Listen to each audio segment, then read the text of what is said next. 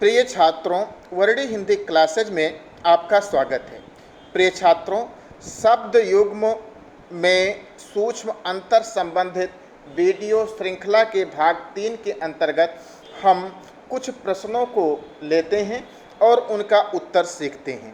प्रिय छात्रों, ये प्रश्न कक्षा 11 और कक्षा 12 दोनों की परीक्षाओं में 2 अंक के पूछे जाते हैं, इसलिए इनको जानना आपके लिए आवश्यक है।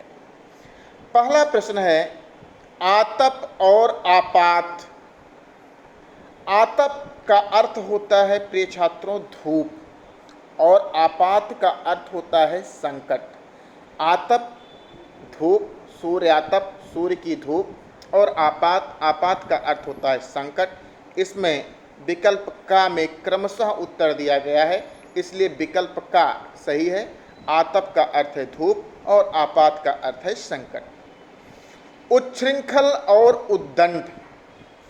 प्रिय छात्रों, उच्छृंखल उसे कहते हैं जो नियमबद्ध रूप से कोई कार्य नहीं करता, कभी भी कुछ भी कर देता है, तो जो नियमबद्ध नहीं होता वो उच्छृंखल है।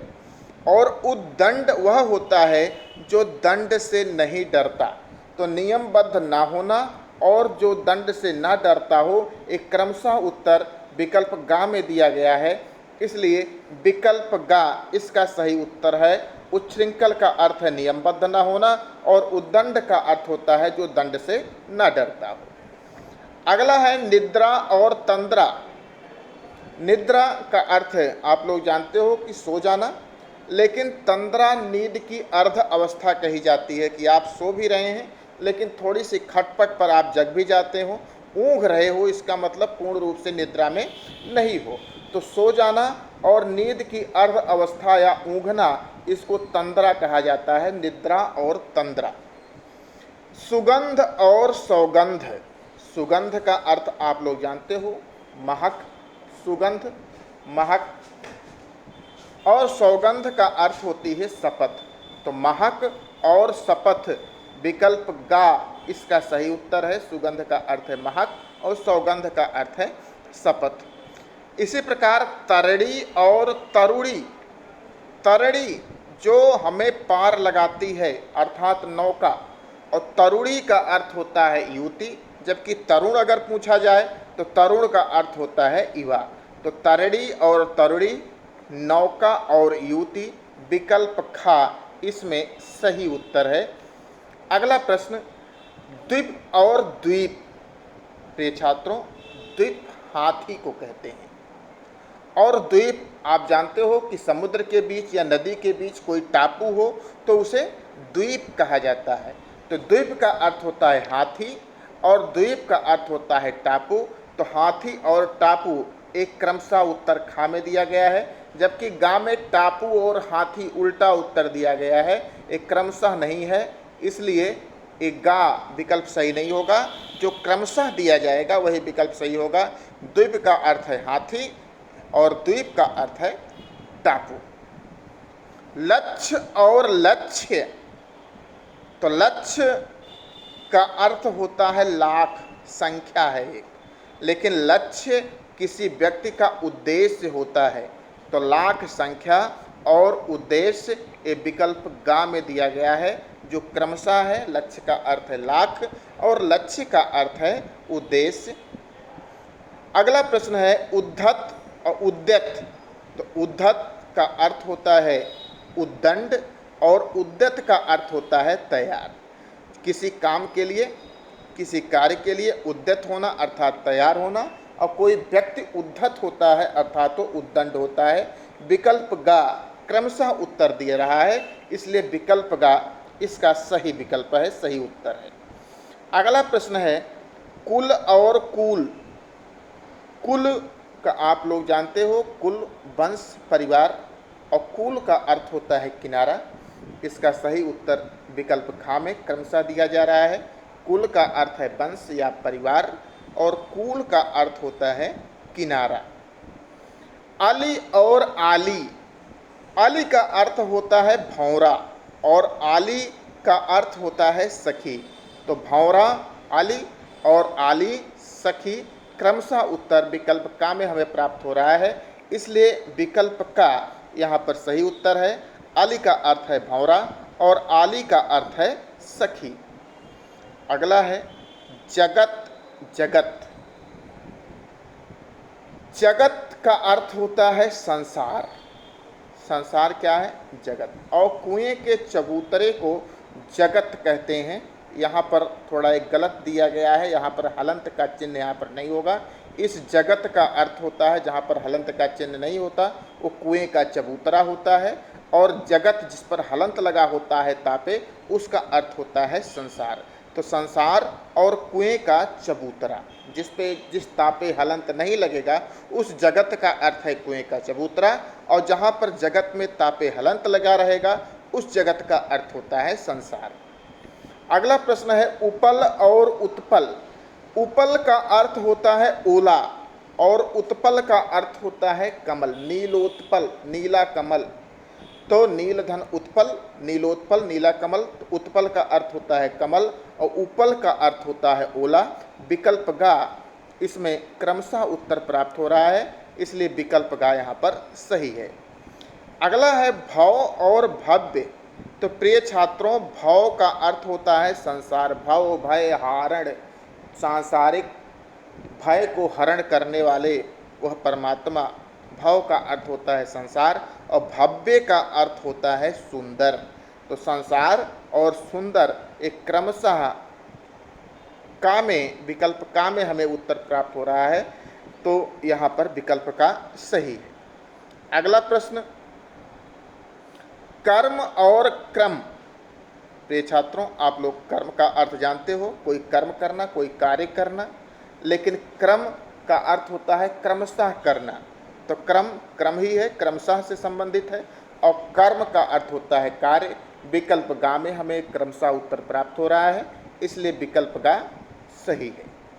अगला है अनल और अनिल। अनल का अर्थ होता है अग्नि और अनिल का अर्थ होता है वायु। तो अग्नि और वायु ये विकल्प गा में हमें क्रमशः उत्तर प्राप्त हो रहा है। अनल का अर्थ होता है अग्नि, क्षिति, जल, पावक, पावक भी अनल को कहते हैं, और अनिल का अर्थ होता है वायु। अयस और अयस, यहाँ पर तालब्बी सा लगा हुआ है और यहाँ पर दंती सा लगा हुआ है, केवल इतना अंतर है।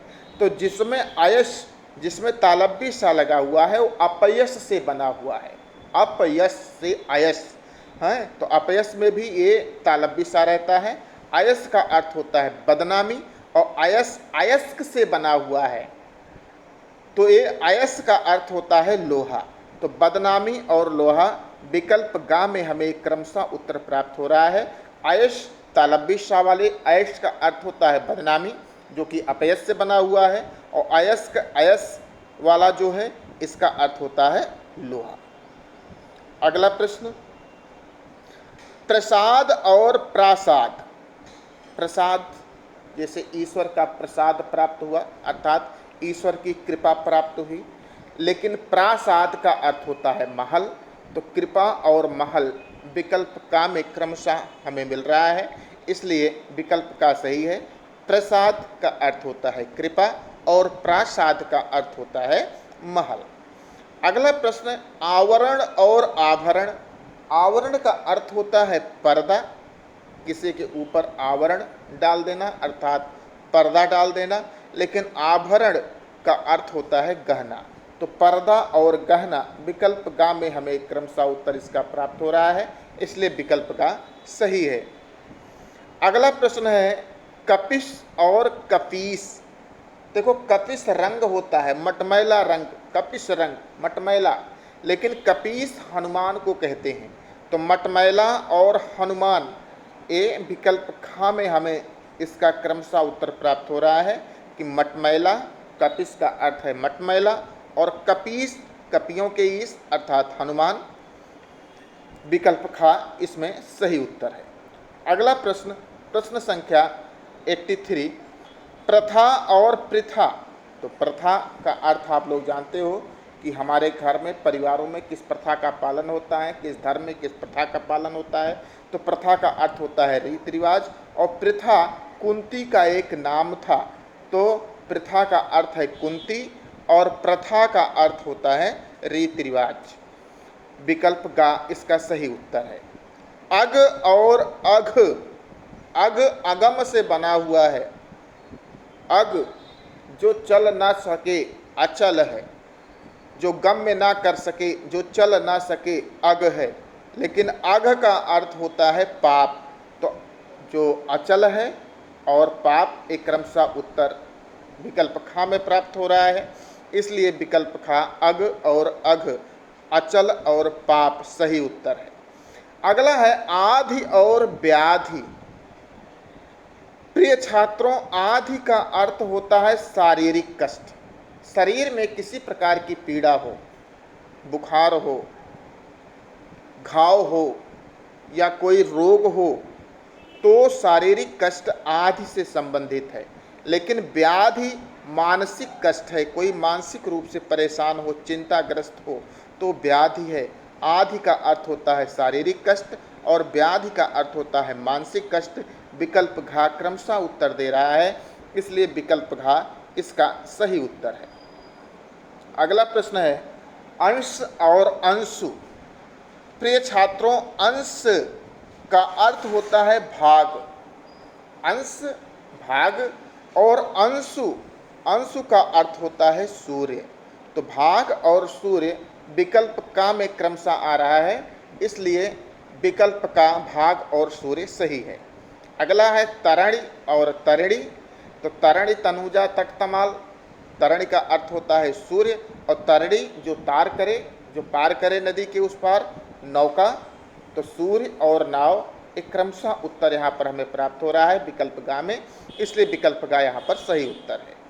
अगला है तरंग और तुरंग। तो तरंग किसकी होती है? पानी की। पानी की जो लहरें उठती हैं, तरंगें उठती हैं, तो तरंग का अर्थ होता है लहर और तुरंग का अर्थ होता है घोड़ा। एक क्रमशः उत्तर तरंग का अर्थ लहर और तुरंग का अर्थ घोड़ा विकल्प खा में प्राप्त हो रहा है, इसलिए विकल्प खा इसका सही उत्तर है। अगला प्रश्न देखते हैं परुष और पुरुष। तो प्रिय छात्रों, परुष का अर्थ होता है कठोर, परुष वचन बोलना, कठोर वचन बोलना, और पुरुष का अर्थ होता है आदमी। तो कठोर और आदमी, परुष और पुरुष इसका सही उत्तर है। अशक्त और आसक्त। अशक्त का अर्थ होता है शक्ति रहित, शक्त शक्ति से बनी हुई है, लेकिन यहाँ पर दंती सा वाला शक्त है, यहाँ पर आसक्त प्रेम करने से संबंधित है। तो अशक्त का अर्थ होता है शक्ति रहित और आसक्त का अर्थ है किसी पर आसक्त होना, किसी से प्रेम करना। तो विकल्प घा में एक क्रमशः प्राप्त हो रहा है, इसलिए विकल्प घा सही है। देव और दैव। तो देव का अर्थ आप लोग जानते हो देवता, और दैव का अर्थ होता है भाग्य। दैव दैव आलसी पुकारा, अर्थात आलसी अपने भाग्य को ही पुकारते हैं कि भाग्य में जो लिखा होगा वो होगा। तो दैव का अर्थ होता है भाग्य और देव का अर्थ होता है देवता। अगला प्रश्न ईर्ष्या और प्रतिस्पर्धा। प्रिय छात्रों, ईर्ष्या किसे कहते हैं? जब हम दूसरों की उन्नति को देखकर प्रसन्न नहीं होते, उससे जलते हैं, तो उसे कहते हैं ईर्ष्या। लेकिन प्रतिस्पर्धा वहाँ पर होती है जब हम दूसरों की उन्नति को देखकर खुद भी वैसा प्रयास करते हैं और उससे आगे निकलने का होड़ लग जाती है, तो वो प्रतिस्पर्धा होती है। तो ईर्ष्या जो दूसरों की उन्नति से जलता है वो ईर्ष्या होती है, और दूसरों की उन्नति और गुणों को प्राप्त करने की जो होड़ होती है वो प्रतिस्पर्धा होती है। विकल्प गा में क्रमशः उत्तर प्राप्त हो रहा है, इसलिए विकल्प गा सही है। अगला है अपेक्षा और उपेक्षा। प्रिय छात्रों, अपेक्षा तुलना के लिए होता है। जैसे हमारी अपेक्षा आपके पास अधिक धन है तो तुलना की जा रही है, लेकिन हम आपकी उपेक्षा करें अर्थात आपकी अवहेलना करें, आपका निरादर करें, तो उपेक्षा होता है। तो तुलना और अवहेलना इसका क्रमशः उत्तर विकल्प गा में प्राप्त हो रहा है, इसलिए विकल्प गा इसका सही उत्तर है। प्रिय छात्रों, ये इस प्रकार से कुछ शब्द युग्म अर्थात शब्दों में सूक्ष्म अंतर से संबंधित हमने आपको प्रश्न और उनके उत्तर बताए। निश्चित रूप से ये आपको पसंद आएगा और आप इसे अवश्य लाइक कीजिएगा और अपने मित्रों में शेयर भी कीजिएगा। धन्यवाद।